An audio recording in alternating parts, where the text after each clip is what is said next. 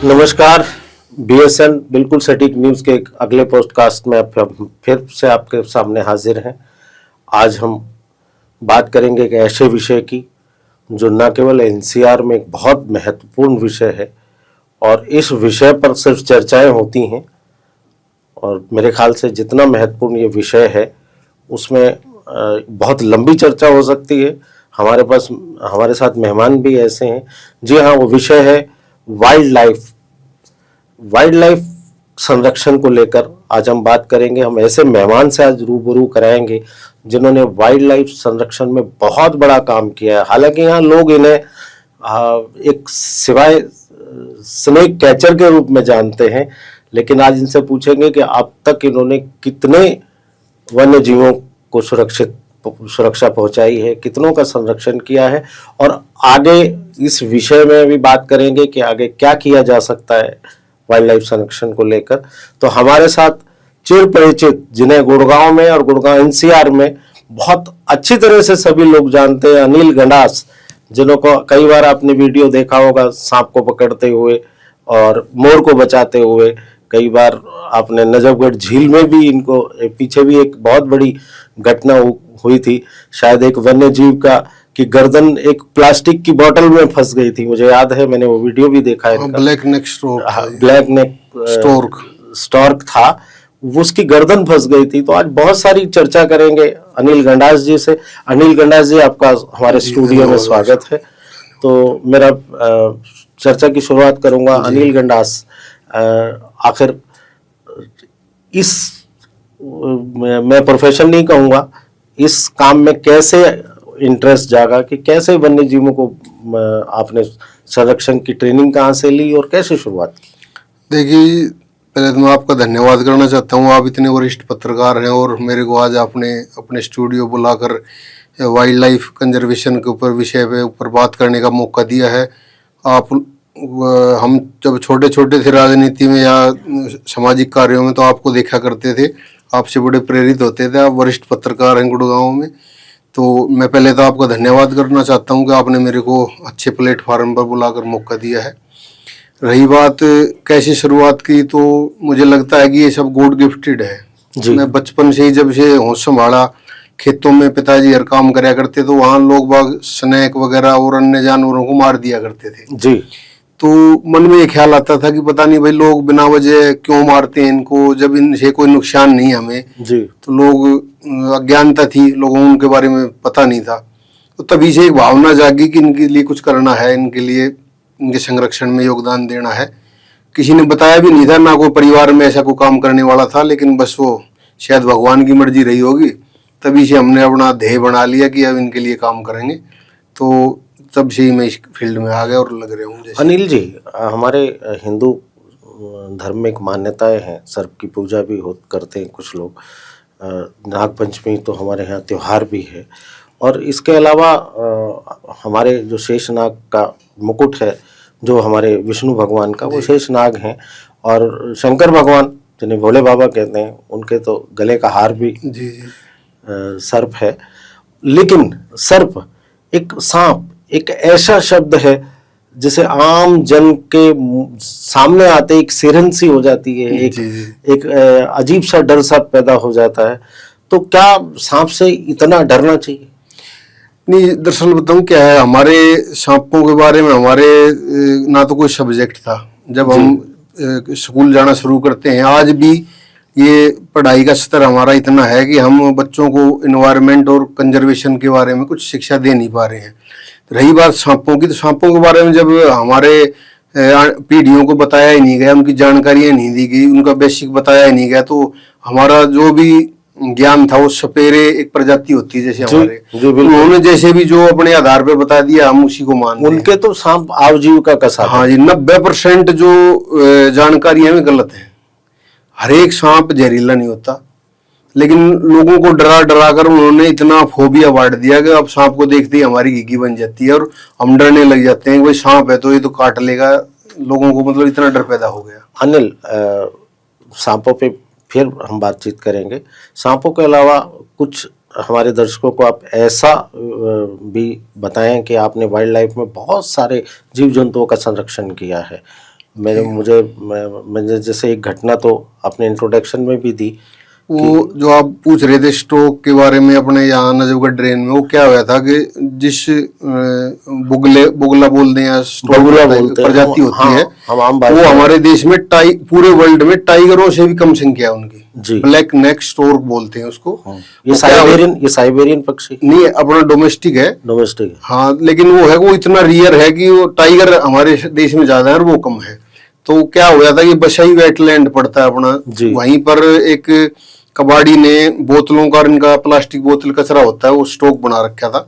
तो उसे एक ढक्कन होता है प्लास्टिक का, वो बहुत तेज धारदार चोंच होती है, करीब 1 फीट लंबी चोंच होती है उस स्टोर की, और वो घात लगाकर मछली पे ऐसे हमला करता है जी। तो वो बस वो कुछ ऐसा इत्तेफाक बना कि वो चोंच उसके अंदर फंस गई, वो डांट उसके अंदर चली गई। वो अब उसके विषय में जब एक फोटोग्राफर वहां फोटोग्राफी कर रहा था, तो उन्होंने उस स्टोर का फोटो लिया, तो उसकी नजर में आ गया, उन्होंने जूम किया, ये तो कुछ दिक्कत है। तब हमारे पास सूचना आई, हम गए, अपने डीएफओ साहब ने बुलाया कि भाई ऐसे ऐसे विषय आया है, तो हम फॉरेस्ट वाली टीम और हम सब लग गए। अब वो सब हसपुस था, सिर्फ खाई पी नहीं रहा था, तो उड़ तो रहा ही था।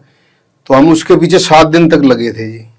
बम्बई से भी टीम आ गई थी, देहरादून से भी टीम आ गई थी, वो काबू में नहीं आया। आखिर में मैं था, एक सोनू दलाल है अपना मांडोटी से, और एक 2-3 कार्यकर्ता और थे जो अच्छे वाइल्ड लाइफ के लिए काम करते हैं। हम रात दिन उसका पीछा शुरू किया था हमने, जब 7 दिन में हमने उसको पकड़ पाए थे।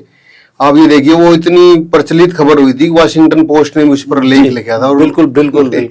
तो उस बारे में फिर मंत्री जी थे, उन्होंने हमें प्रश्न पत्र भी दिया था, या राव नरवीर सिंह जी, तो काफी लोकप्रियता मिली थी उससे भी, और वो हमने उसको सुरक्षित बचा के मंत्री जी के हाथों से सुल्तानपुर नेशनल पार्क में आपकी एनजीओ भी है, मैं उसका भी जिक्र करूंगा।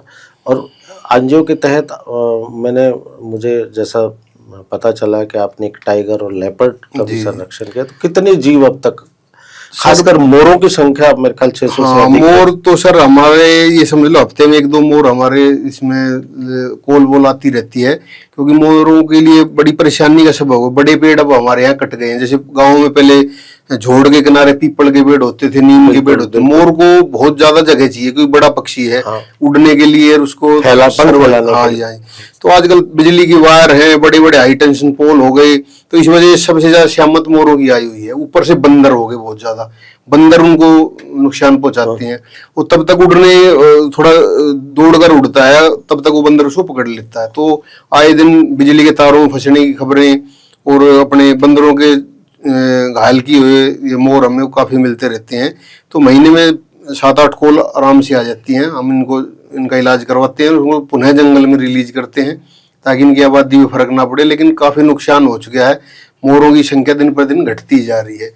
हम तकरीबन मेरे हिसाब से जो मैं लिखित में रिकॉर्ड रखता हूँ, 500 के आसपास हमने मोरों को बचाया है और उनको वापस जंगल में छोड़ दिया, अपने हाथों से ही रिलीज किया है अब तक मैंने। तो अनिल जी, एक चीज और पूछना चाहूंगा, मैं फिर वापस सर्प पे आ रहा हूँ, सांपों पे आ रहा हूँ, कि अब तक कोई ऐसा इंसिडेंट जिसमें अनिल को भी डर लगा हो कि ये भारी बढ़ सकता था, तो वो अगर हमारे दर्शकों के साथ।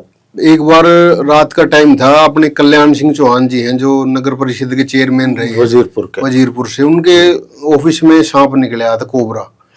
तो जब हम वहां पहुंचे तो अंधेरा हो गया था, भीड़ ज्यादा इकट्ठी हो गई, तो बस मैं भी थोड़ा एक्साइटेड हो गया।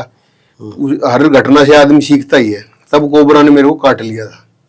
अच्छा। तो हम मेडिसिटी में पहुंचे तुरंत, कल्याण सिंह भी मेरे साथ थे, भूपेंद्र चौहान जी, सारे हम इकट्ठे आए मेडिसिटी में। हम सांप को ही पकड़ के ले आए, क्योंकि बताना पड़ता है डॉक्टर को, वही फलाने सांप ने काटे, आई जहरीला है। तो वहां पर जान खतरे में आ गई थी एक बार बड़ी मुश्किल से। तो उससे सबक लिया कि पहले पकड़ने का तरीका अलग था, मैं हाथ से मुंह को पकड़ लिया करता था। अच्छा। फिर मैंने उससे दूरी बनाकर सुरक्षित तरीके से, और फिर अपने आयरन रोड का इस्तेमाल, उस तरह के स्टिक वगैरह, इस तरह के अपने हथियार और बढ़िया टेक्नोलॉजी वाले बाहर से मंगाए, कुछ यहाँ बनवाए। तो अब खतरा तो इस काम में है ही प्रॉपर, क्योंकि जहरीले सांप है, पता नहीं कब आपकी निगाह चूक जाए, कब आप, लेकिन कोशिश करते हैं कि ध्यान से। थोड़ा सा हमारे दर्शकों को बताया कि सांप आबादी की तरफ कब आता है। सर ये दरअसल क्या हो गया कि सेक्टर बहुत ज्यादा फैल गए हैं, गांव में भी, आसपास भी, गांव भी बड़े हो गए हैं, आबादी तो इंसानों की लाल बड़ी डोरा हो गई है। सिमट गया है। लाल डोरा सिमट गया है। पहले क्या होता था, हर गांव में पंचायती जमीन होती थी, 100-200 एकड़ जमीन थी, बिल्कुल। वहां पर जीव जंतुओं के लिए छुपने की जगह मिल जाए, चार गाय के, हाँ, वो चरागाह के तौर पर गऊ गाय चर लिया करते, जंगली जानवर चर लिया करते। लेकिन अब क्या है कि हमने उन चरागाहों में भी प्लॉटिंग शुरू कर दी है, और गांव में सेक्टर तो पूरा गुड़गांव तो एनसीआर तो भर ही गया है। तो उसमें हम सांप तो अपनी जगह में ठीक है, लेकिन हम उनकी जगह में पहुंच रहे हैं। अब वो जब चलेंगे, भोजन की तलाश करनी है, प्रजनन करना है, इनके पास ज्यादा टाइम तो होता नहीं, कोल्ड ब्लडेड होते हैं, 4-5 महीने में इनको सब कुछ करना होता है। तो उसमें खाना भी है, प्रजनन भी करना है, फिर इनको हाइबरनेशन में जाना होता है, शीत निद्रा बोलते हैं जो, क्योंकि कोल्ड ब्लडेड जो है सर्दियों में बाहर नहीं रह सकता, वो मर जाएगा। तो इसमें टकराव हो गया। फिर उनको पता भी लग गया है कि भाई भोजन जो है घरों के आसपास मिलेगा, क्योंकि चूहे सबसे ज्यादा सरीसृप का भोजन है। चूहों की खुशबू से, महक से ये अंदाजा लगा लेते हैं, तो वो उनकी तरफ भागते हैं, वो आबादी की तरफ, वो आबादी में रहेंगे। चूहे रसोई में, हमारे अनाज के गोदाम में, इनमें रहेंगे, वो उनके साथ साथ आ जाएंगे, तभी इंसानों का उसका टकराव। हमारे एनसीआर में जो सबसे खतरनाक सांप है जी, वो कौन सा? हमारे यहाँ एशिया का सबसे खतरनाक सांप मिलता है, कॉमन क्रैत। Common krait. उसके बाद स्पेक्टिकल्ड कोबरा है। ये 2 ही सांप हैं जो पूरे एनसीआर में इंसानों को मारते हैं। जितनी भी स्नेक बाइट होती है, 95% स्नेक बाइट जो मौत खतरे वाली है, उन दोनों सांपों की है। और कॉमन क्रैत के बारे में बता दूं, इसको तो साइलेंट किलर बोला जाता है। ये शाम 5 बजे के बाद सक्रिय होगा और सुबह 5 बजे छुप जाएगा। रात को ही सक्रिय होता है। और आपके ये जरूरी नहीं है कि आप घर में गंदगी है वहीं आएगा, ये आपके बेड पे चढ़ जाएगा, आपकी अलमारी में घुस जाएगा, साफ सुथरी जगह पे। इंसानों की गर्मी की तरफ आकर्षित होता है, शरीर की, बॉडी की तरफ। आपके बेड में बढ़ जाएगा, आपके साथ लौटा रहेगा, आप करोट लोगे, आपको काट लेगा, आपको ये लगेगा किसी मच्छर ने काट लिया है, सिर्फ इतना ही। और आप सोते सोते ऐसे करके मसल कर सो जाओगे, सुबह आप मरे मिलोगे। 1 घंटे के अंदर आदमी अगर उपचार नहीं हुआ तो मर जाएगा, गारंटेड है। मतलब उसका तो हाथ लगाना भी उस सांप को तो अपराध है। अचानक अगर किसी को सांप काट जाए तो उसे क्या करना चाहिए? प्रॉपर्टी खरीदनी हो या करना हो फ्यूचर के लिए सिक्योर इन्वेस्टमेंट, हम हैं आपके साथ। प्लॉट, फ्लैट और लग्जरी अपार्टमेंट, सब कुछ मिलेगा हमारे पास। फ्यूचर प्रॉपर्टीज, परिवार का भरोसा और इन्वेस्टर्स की पहली पसंद। आपके अपने वस्त्रम शोरूम में आपका स्वागत है। यहाँ आपको मिलेगा शादी के लिए बेहतरीन कलेक्शन, चाहे वो पुरुषों के लिए हो या महिलाओं के लिए। पारंपरिक प्रतिधान से लेकर मॉडर्न डिजाइन तक हमारे पास है एक शानदार रेंज जो हर खास मौके को और भी खास बनाए। और साथ ही आपको मिलेगी फ्री कस्टमाइज्ड टेलरिंग सर्विस, ताकि आपका हर आउटफिट आपकी परफेक्ट फिट में हो। तो इंतजार कैसा, आइए और अपनी शादी के सपनों को हकीकत में बदलें हमारे साथ, सिर्फ वस्त्रम पर। देखिए, अगर आबादी से दूर है, अस्पताल से दूर है, तो मेरे हिसाब से सबसे पहले उसको एम्बुलेंस का इंतजाम करना चाहिए। बाकी जो है उसको इंसान को सीधा जमीन पर लेट जाना चाहिए। कोशिश करें जो आसपास वाले हैं, ये सबसे पहले तो सांप के बारे में देखें, भाई सांप कौन सा था, वो फोटो खींच सकता है तो फोटो खींच ले। या सांप अगर किसी ने मार भी दिया है तो उसको पैकेट में डाल लें, कोई पहचान के लिए बहुत जरूरी है। जैसे अगर पहचान नहीं भी हो पाई है तो लगे कि भाई मतलब सांप ने काट लिया। आपका सीधा लेटने से मतलब है कि ब्लड सर्कुलेशन, हाँ, उसको मतलब शांत रहने दो, उसको हमने ये घबराहट नहीं होने देना है। हाँ, क्योंकि जैसे ब्लड सर्कुलेशन बढ़े, हाँ, जितनी भी दिल तेज धड़केगा, खून उसकी खींचना शुरू कर देगा, जहर उसमें फैलना शुरू हो जाएगा। तो उसको ज्यादा तेज बांधे भी नहीं। लोग क्या करते हैं कि जहाँ सांप ने काट लिया उसको बुरी तरह बांध देते हैं। कई बार सांप तो जहरीला नहीं है, उससे तो आप बच जाओगे, लेकिन वो बंद की वजह से खून बंद हो जाएगा, सर्कुलेशन बंद, कोई ना कोई अंग भंग हो जाएगा आपका। तो लोगों में ये जानकारी कम है। हम बीच बीच में गाँव में लगाते हैं कैंप, लोगों को जागरूक करते हैं, बताते हैं। हम हर साल कम से कम 20 एपिसोड के नीचे आपका नंबर भी फ्लैश करेंगे कि ताकि अगर कैसे, हाँ, इस तरह मेरे पास कोई दुर्घटना घटित हो तो आपको तुरंत आए दिन भाई साहब, हर रोज मेरे पास 10 फोन आते हैं फोटो समेत। भाई साहब इस सांप ने इस आदमी को काट लिया है, पहचान करके मैं बताता हूँ ये जहरीला नहीं है, जहरीला है। तो इससे भी लोगों की बताता हूँ। और मैं कम से कम बता रहा हूँ, 20 एक सीजन में 20 इंसानों की जान हम सिर्फ जानकारी से उसको बचा लेते हैं। मतलब ये है कि सांपों को तो बचा रहे हैं, प्लस उनके दुष्प्रभाव से जो बाइट होती है इंसानों की जान नहीं बचा रहे हैं। तो ये ऐसा नहीं लगता कि आप सांप को रेस्क्यू करके उसे जंगल में छोड़ते हैं, जी शायद अरावली में। हाँ, जगह जगह स्पॉट बना रखे हैं। जो सांप जिस हैबिटेट का रहने वाला है, कुछ सांप पहाड़ों में रहना पसंद करते हैं, कुछ पानी के करीब रहना पसंद करते हैं, कुछ रेतीली जमीन में। उसी उसी हिसाब से तो अनिल गंडास के भाई ये तो गिनती नहीं होगी कि उन्होंने कितने सांपों को। नहीं, मेरा 20,000 रिकॉर्ड हो गया जी, लिखित में ऑन रिकॉर्ड है मेरे पास। 20,000 सांप अब तक आप रेस्क्यू हो गए होंगे, वो ज्यादा ही हो गए होंगे मेरे हिसाब से। मैं तो मोटा मोटी की सीधा आंकड़ा बता दे, 2000 से लग रहे हूँ मेरे को। आज 25 साल पूरे हो गए इस काम में। तो पर्टिकुलर कुछ एरिया है जहाँ सांप की इस तरह की इंसिडेंट्स ज्यादा? हाँ, 2-3 चीजें मैंने मतलब महसूस करी है। आइडेंटिफाई। कॉमन क्रेत सांप है, वो पालम बिहारी एरिया में बहुत मिलता है, अपने रेलवे लाइन के आसपास। अच्छा। और जो पानी है ना इधर नजफगढ़ ड्रेन वगैरह, हाँ। नमी पसंद करता है वो, तो इस साइड में बहुत ज्यादा मिलता है। ये घर में वही कॉमन क्रेथ जिसको आप बहुत हाँ जी, खतरनाक सबसे ज्यादा इधर मिलता है। स्पेक्टेड कोबरा और कॉमन क्रेथ है। स्पेक्टिकल कोबरा तो हर पूरे जिले में मिल जाता है, पूरे एनसीआर में हर जगह कॉमन है, लेकिन कॉमन क्रेथ एक जगह ज्यादा मिलता है। पालम बिहार है अपना, ये चले जाओ नजफगढ़ तक, ड्रेन के आसपास सारा एरिया है, तो वो वहां ज्यादा मिलता है। और सबसे खतरनाक सांप हमारा ये एपिसोड है, हमारा विषय है कि हम अवेयर करें लोगों को। जी, जी। और ये बताएं कि बहुत ज्यादा पैनिक होने की जरूरत नहीं है। हमारा ये पूरा एपिसोड को डराने के लिए नहीं है। अगर हम ये सब चाहते हैं कि कुछ सावधानियां बरती जाएं। जी, जी। जैसे कि आपने बताया कि सीधा लेट जाना चाहिए। हाँ जी, हाँ जी। या तुरंत एम्बुलेंस का तुरंत इस्तेमाल। उसको और किसी भी जानकारी लेकर ये पहले तो ये पता करना चाहिए कि सांप इतना डेंजरस था भी या नहीं था। मेरे ख्याल से मैं अनिल जी से पूछूंगा कि ऐसी कितनी प्रजातियों के सांप हैं जो डेंजरस हैं। मेरे ख्याल से बहुत ज्यादा तो ऐसे हैं जो नुकसान नहीं पहुंचाते। जी। कई सांप तो ऐसे हैं जो पर्यावरण को भी फायदा पहुंचाते हैं, तो उनके बारे में थोड़ा सा। स्नेक तो जो है जी, सारे ही पर्यावरण को फायदा पहुंचाते हैं, हमें बीमारियों से बचाते हैं। हर सांप का मुख्य भोजन चूहा है। आप ये समझ लो, चूहों की आबादी पे अगर नियंत्रण नहीं हुआ तो इतनी बीमारियां और अनाज का काल पड़ जाएगा। बिल्कुल, प्लेग की जो बीमारी है वो 50 ऐसी बीमारियां हैं जो चूहे से बच्चों को लग सकती हैं, आदमी को लग सकती हैं। उसकी आबादी पे नियंत्रण करके हमें बीमारियों से बचाता है। लेकिन वो क्या होता है कि वो जहरीला सांप है, तो मनुष्य का टकराव हो गया, ज्यादा नजदीक चले गए, तो वो अपनी सुरक्षा के लिए उसके पास हथियार है, वो काट लेता है। मैं यहाँ पर तकरीबन 28 किस्म के सांप पकड़ चुके हूँ एनसीआर में। उनमें से सिर्फ 2 ही सांप है आदमी को मार सकती हैं। सिर्फ 26 किस्में बगैर जहरीली हैं, बगैर जहर के। हाँ जी।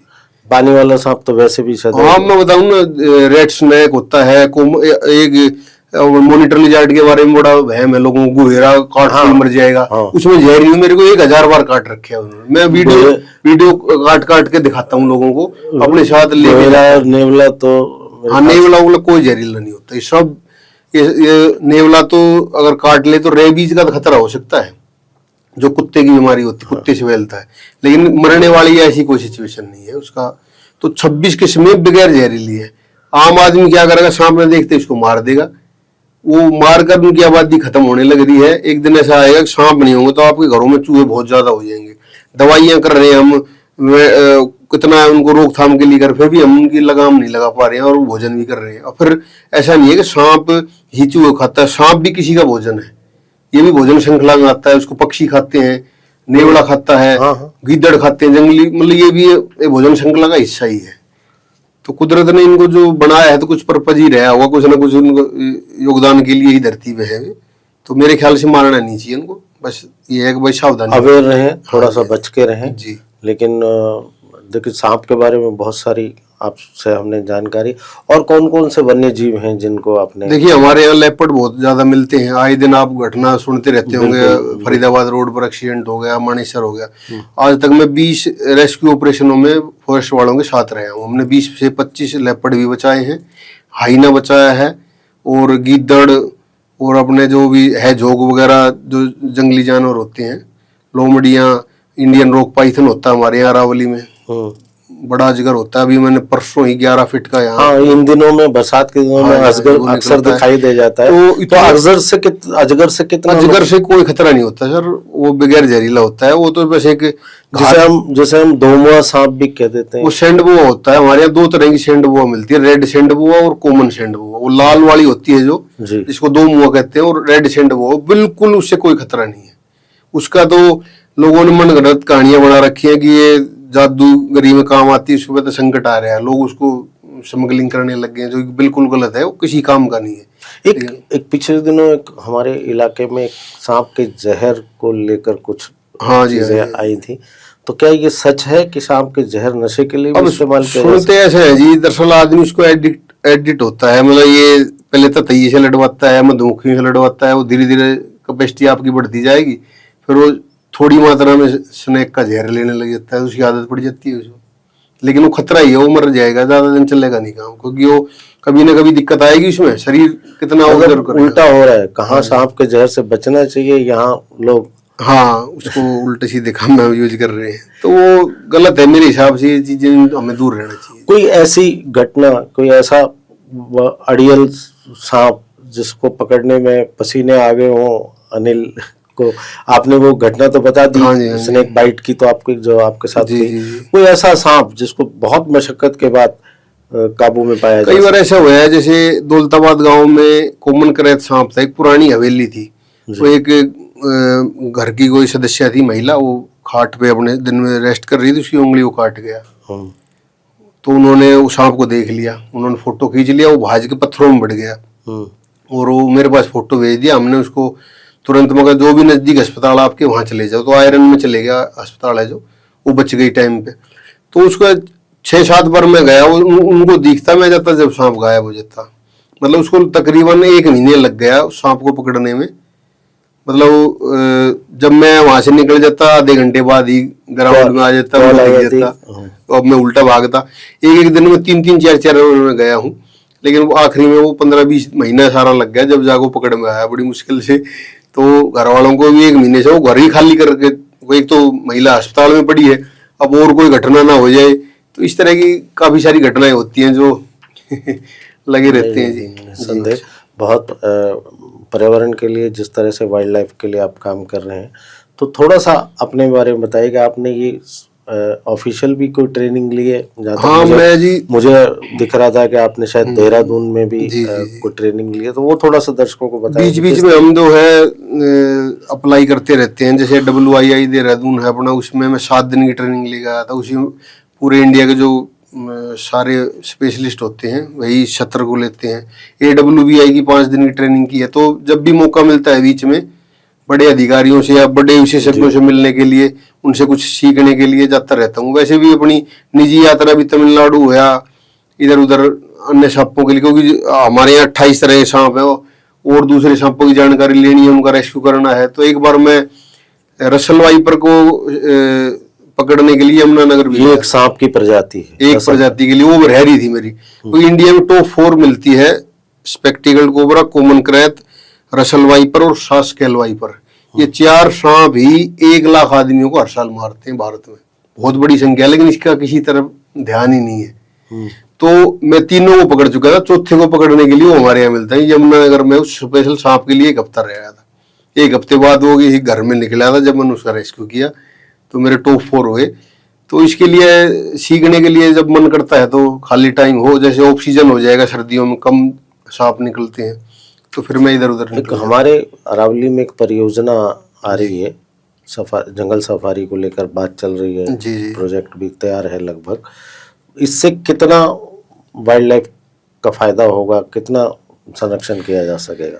देखिए सर, अभी तो ये योजना कागजों में चल रही है। मुझे लगता नहीं है कि एक पर्यावरण होने के नाते, वन्य जीव संरक्षण होने नाते, मुझे लगता नहीं है कि इसमें कोई मजे वाली बात है, क्योंकि अभी वहाँ लेपर्ड वेपर्ड बहुत सारे जानवर हैं। कहीं ऐसा ना उल्टा ही प्रभाव ना पड़ जाए, कहीं उन पे कोई दुष्प्रभाव पड़े, उनकी आबादी घटने लग जाए या आदमियों का दखल ज्यादा हो जाए अरावली में। तो मुझे लगता है कि इस बारे में भी, जैसे जंगल सफारी बनेगी तो टूरिस्ट भी आएंगे। हाँ, लोग वहाँ धंधे पानी भी करेंगे, वहाँ होटल वगैरह व्यवसाय भी होगा, तो कमर्शलाइजेशन बढ़ जाएगा, तो उससे डिस्टर्ब तो होंगे। अब देखो सरकार क्या प्लानिंग है, किस तरह सोच के उस पर अमल करेगी जी, हम भी इंतजार कर रहे हैं, देख लेंगे। तो दोस्तों, ये थी अनिल गंडास से वाइल्ड लाइफ संरक्षण, खासकर सांपों के संरक्षण की, रेस्क्यू करने की कहानी। और इस हम अनिल जी को फिर भी बुलाते रहेंगे, जब जब वाइल्ड लाइफ पर कुछ और चर्चा हमें करनी होगी तो अनिल गंडास हमारे साथ होंगे। और आपने जान लिया होगा कि सांप से हमें इतना खतरा नहीं जितना सांपों को अब हमसे है। फिलहाल हमसे खतरा हो रहा है। ठीक बात। तो थोड़ा सा अवेयर होने की जरूरत है, थोड़ा जागरूक होंगे। हाँ ठीक है, इंसिडेंट होते हैं, कई बार एक्सीडेंटली भी चीजें हो जाती हैं, जी। लेकिन उन्हें कैसे निपटा जाए, कुछ चीजें हमारे वाइल्ड लाइफ एक्सपर्ट ने हमें बताई हैं। तो आगे भी हम इस पर चर्चा करते रहेंगे, इसलिए पैनिक होने की और डरने की आवश्यकता नहीं है। सर्प एक वन्य जीवन है, उससे बहुत सारे संतुलन बनते हैं, जैसा अनिल गणराज जी ने बताया कि वो भी हमारी एक लाइफ के लिए जरूरी पार्ट है। तो इस एपिसोड में बस इतना ही, आगे फिर आपसे मुलाकात करेंगे। धन्यवाद।